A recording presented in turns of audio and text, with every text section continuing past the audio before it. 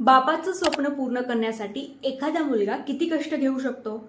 आजची गोष्ट आहे एका अशा व्यक्तीची, अशा खेळाडूची, ज्याने वयाच्या 14व्या वर्षी क्रिकेट विश्वात खळबळ माजवली आहे.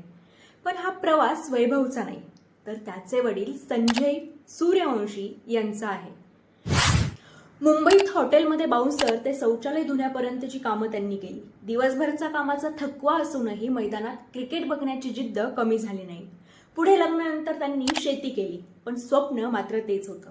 जेव्हा मुलामध्ये क्रिकेटची ओढ दिसली, तेव्हा संजीव यांनी गरिबीची तमा न बाळगता घराच्या मागे नेट लावलं आणि वैभवसाठी क्रिकेटची सोय केली. पैसा नव्हता, पण विश्वास होता.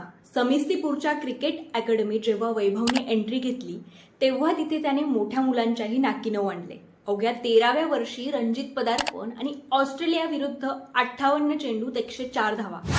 हे कौशल्य राहुल द्रविडच्या नजरेतूनही सुटले नाही. आज वैभव IPL मध्ये खेळतोय. 14 वर्षाचा असला तरी लिंबू नाही, तर बापाच्या कष्टाचं खणखणीत नाणं आहे. बापाच्या संघर्षातून उभं राहिलेलं हे स्वप्न तुम्हाला कसं वाटलं? तुमची प्रतिक्रिया कमेंटमध्ये नक्की लिहा आणि हा व्हिडिओ तुमच्या मित्रांसोबत शेअर करायला विसरू नका.